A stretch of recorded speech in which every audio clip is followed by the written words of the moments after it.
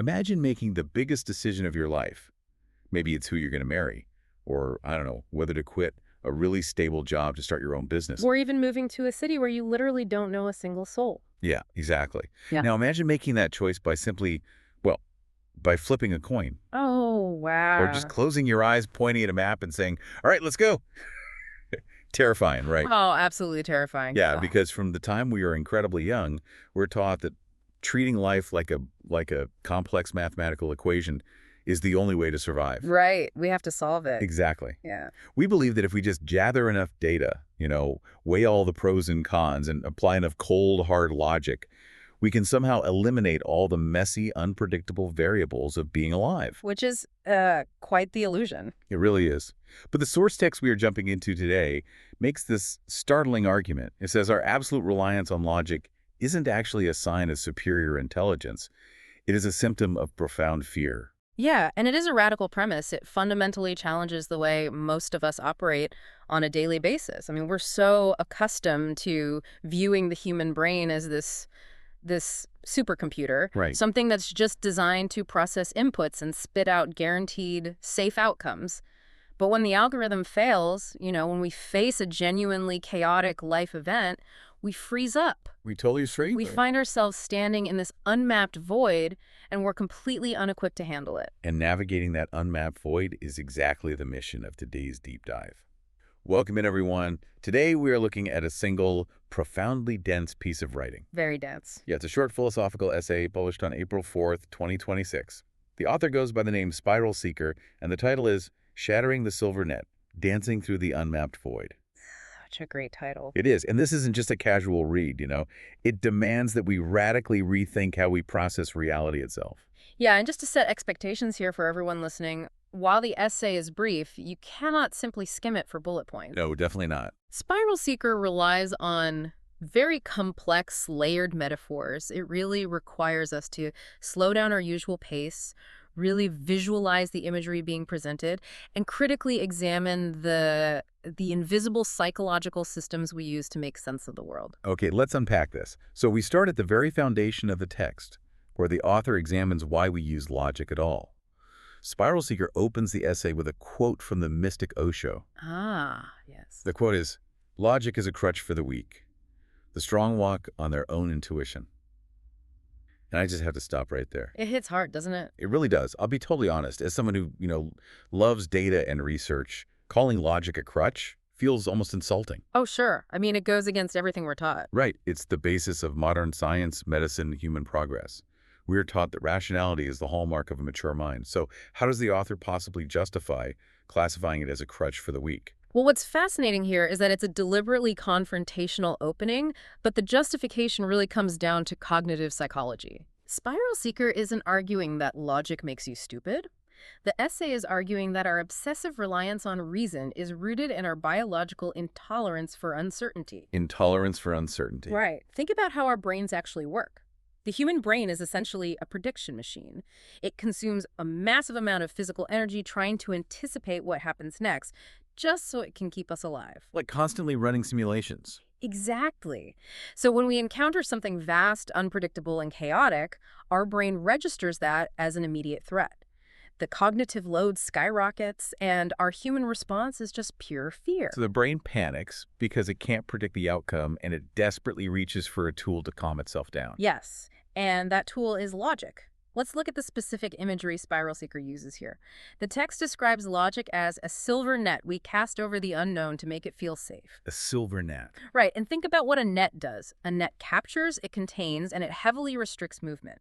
The essay argues we use this net to label, categorize, and ultimately control the vast energy of existence. And we do this by constantly creating if-then scenarios. Exactly. Like the classic pros and cons list. If I take this job, then I will have financial security. But if I stay here, well, then I will have more free time. We build these conditional statements to manage our own anxiety.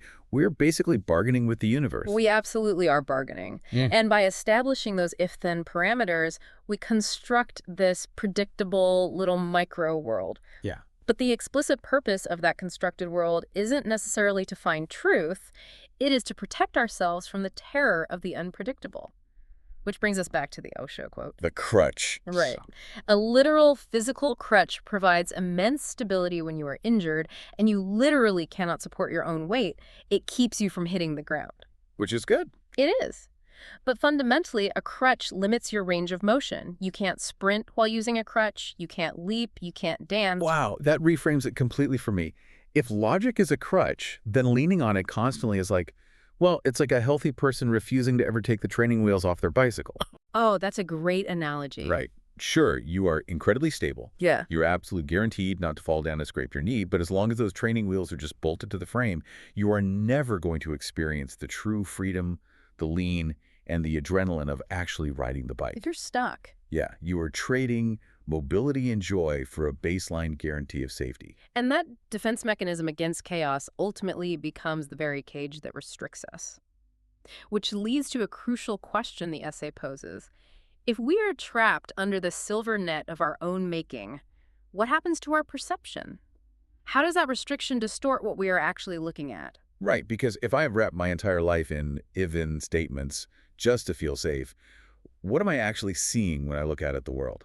Well, according to the text, you aren't seeing the world at all. You are seeing a representation of it. SpiralSeekr transitions here into this critique of the map. For the map. The essay states, and I'll just quote it, "To rely solely on logic is to live by a map while ignoring the actual ground beneath your feet." This echoes the famous assertion by philosopher Alfred Korzybski that the map is not the territory. Right, the map is not the territory. Here's where it gets really interesting, because a map is, by definition, a simplified, two-dimensional version of a wildly complex, three-dimensional reality. Yes. It leaves all the detail out. Exactly. To make this tangible for everyone listening, imagine you are visiting a stunning, historically rich city like Rome or Tokyo for the very first time. But instead of looking up, you are staring entirely down at the GPS app on your phone. We've all done that. We totally have. You know exactly where the drawn borders are. You know the names of every street. You can see your little blue dot moving perfectly along the grid. You have absolute logical control over your location. You are perfectly oriented. Right. But you are entirely missing the city itself. You don't smell the street food. You don't hear the chaotic blend of traffic and street musicians. You don't feel the humidity or notice the architecture. You are perfectly located on the grid, but you aren't actually there. You're experiencing the map, not the city. That is a brilliant illustration of what SpiralSeekr is warning against. But we have to acknowledge a crucial nuance here, otherwise the essay sounds like it's just romanticizing chaos. Which it isn't. No, it isn't. The author doesn't claim that maps are inherently evil or entirely useless. The text explicitly notes that a map is, quote, useful for those who are lost. Oh, that makes sense. Right. There is an undeniable time and place for reason, categorization, and GPS coordinates. If you are completely unmoored, the map provides a necessary baseline to survive. But the inherent danger is becoming so comforted by the map that you mistake its two-dimensional simplification for the real world. Because the essay specifically says, when we lean too heavily on reason, we become trapped in the lines and borders we have drawn. We basically become obsessed with the blue dot on the screen. Exactly. And the consequence of that obsession is profound. The text argues that by relying solely on the map, we render ourselves unable to experience the raw, unmediated flow of life. Unmediated. Yes. That word unmediated is the linchpin of this entire argument. Logic acts as a mediator. It stands between you and reality. It takes in all this overwhelming sensory data, filters out the parts that don't fit the algorithm, and hands you a neat, two-dimensional report. So you aren't touching reality. No, you are just reviewing Logic's sanitized report about reality. Okay, so logic is essentially middle management. Huh, I like that. Think about it. It looks out at the factory floor of existence, sees all this chaotic, beautiful, messy, noisy creative process happening, gets completely terrified by the unpredictability of it all, Right. and decides to sanitize it. Right, it writes a report. Exactly. It strips away the noise and the life, turns it into a boring bulleted memo, and hands it to us, the CEO. We sit in our corner office, we read the memo, and we feel totally in control. But we have absolutely no idea what is actually happening down on the floor. That is a perfect extension of the metaphor. The memo is safe, but it's dead.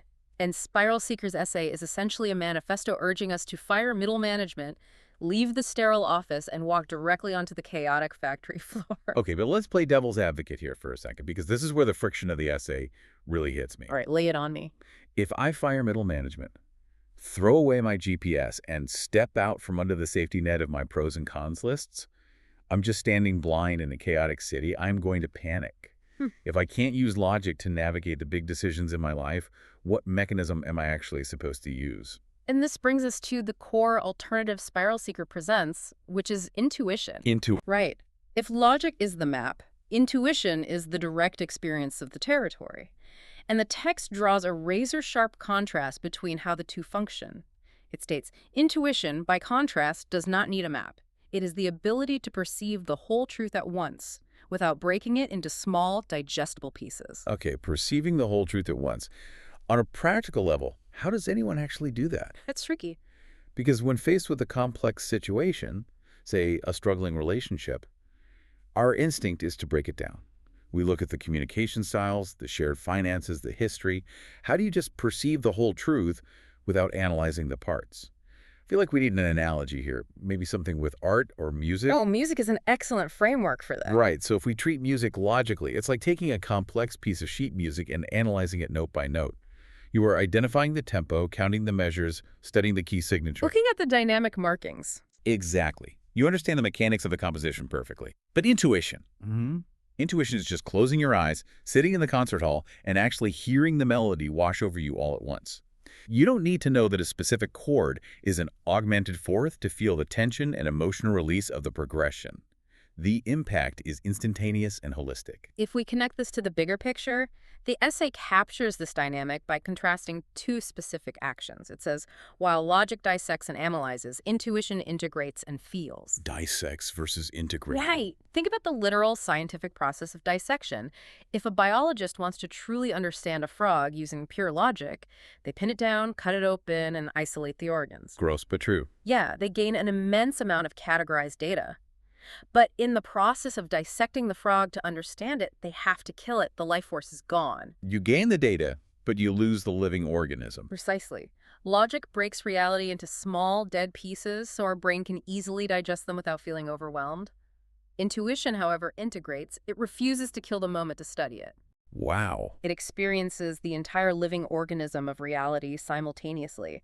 The author describes it as a direct connection to reality that entirely bypasses the need for explanation. Bypassing the need for explanation. Yes. And for anyone listening right now who prides themselves on being well-informed, the person who constantly gathers data, reads the news, analyzes every angle of a problem, this is a massive challenge. It's a huge challenge. Think about how much energy you spend demanding an explanation for everything.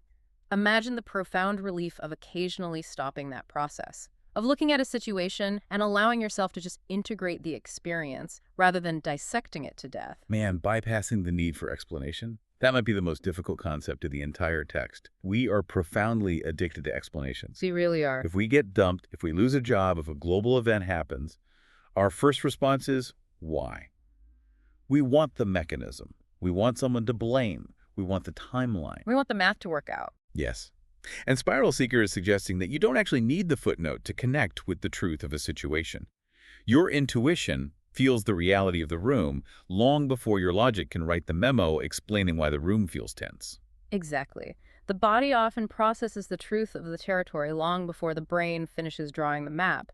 But making that transition from demanding a logical explanation to trusting an intuitive integration is incredibly difficult. I bet. It requires a fundamental shift in our daily posture, which is what the author addresses in the final and really the most demanding section of the essay. Right, because intellectualizing intuition is easy. Right. We can sit here and talk about sheet music and frogs all day long, and it sounds beautifully poetic. Sure does. But the conclusion of the essay demands actual physical change in how we navigate the world.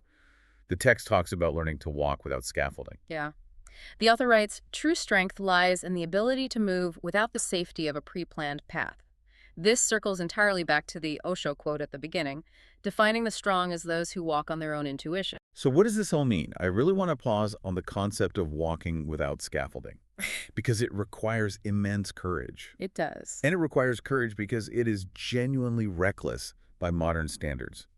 If logic is the scaffolding holding up the building of your life, your career plans, your 5-year goals, your retirement spreadsheets. Day stuff. Yeah, taking that scaffolding down means you are consciously accepting The chaotic, unpredictable energy we talked about at the start. You are willingly giving up the illusion of control. So how does someone apply this without just ruining their life? We Hmm. still have mortgages, we still have responsibilities, we can't just operate purely on vibes. Right, right. It's a very fair critique. The essay isn't suggesting you throw away your bank account or stop looking both ways before crossing the street. Okay. It's suggesting a macro shift in your overarching worldview. This raises an important question, and the text asks us to reflect on the difference between a math equation and a dance. A math equation and a dance. Let's look at the concluding line of the essay. It says, to walk on intuition is to stop trying to solve life as if it were a mathematical equation and to start experiencing it as a continuous, unfolding dance. Okay, let's break that down. Let's look at the psychology of a math equation. It is a problem designed to be solved. There is a single correct answer, and heavily implied in that structure is the fact that you can get it completely wrong. Oh, that is the exact source of modern anxiety. If you treat your career or your marriage like a math equation, you live in constant low-level terror of making a calculation error. Yes, exactly. You're always checking your work, always looking over your shoulder, terrified that you carried the wrong digit 5 years ago, and now your entire life's equation is going to result in failure. And that anxiety forces you right back under the silver net. But think about a dance. A dance is not a problem to be solved. You don't win a dance. Right. It is simply a physical response to rhythm. It is a continuous, unfolding experience. Now, does that mean the dance is perfect? No. You might step on your partner's toe. Or true. Yeah, or the band might suddenly change the tempo. The music might shift from a waltz to something completely chaotic. But you don't freeze, pull out a calculator, and try to deduce the optimal geometric angle for your next footstep. You adapt in real time. You just keep moving. You trust your internal rhythm. You rely on your unmediated connection to the music, rather than staring down at a diagram of footsteps painted on the floor. And that real-time adaptation is the ultimate freedom SpiralSeekr is pointing toward. It is the evolution from hiding within the rigid safety of the silver net to confidently moving through the unmapped void. Man, it is a massive, uncomfortable, and deeply necessary paradigm shift. So just to recap the journey we've taken today through the source material, we began by interrogating logic, stripping it off its pedestal, and seeing it as a comforting but limiting silver net. That psychological crutch. Right, a crutch we lean on because our brains are terrified of the unknown. We explored the danger of this reliance, realizing that living entirely by if-then logic is like staring at a 2D map on our phone while entirely missing the vibrant, chaotic city right in front of us. You miss the whole thing. Yeah. And from there, we examined SpiralSeekr's alternative intuition, a mapless, direct connection to reality that allows us to integrate the whole living picture rather than dissecting it into dead, digestible pieces. And finally, we confronted the friction of actually living this out, arriving at the challenge to stop agonizing over our lives as if they are fragile math equations waiting to be solved, and instead find the courage to step onto the floor and participate in the continuous dance of existence. It is a profound progression, and I think it asks a lot of the reader. As we wrap up our analysis today, I want to leave you with a final thought to mull over, building directly on the psychological mechanisms we've explored from the text. Okay, let's hear it. If, as SpiralSeekr suggests, logic is a tool we use primarily to protect ourselves from the fear of the unknown, what specific fears are you currently hiding from by overanalyzing a situation in your own life? Where are you demanding an explanation, furious that the math equation isn't balancing, when you should really just put down the chalk, trust your internal rhythm, and start dancing? Oh, wow, that is an incredible question to leave hanging in the air. Remember, you don't always need the supercomputer to process every single variable. Sometimes the algorithm just needs to be shut down so you can step off the map and into reality. Thank you so much for joining us for this deep dive. Keep questioning the maps you've been handed, keep trusting your rhythm, and we will catch you on the next one.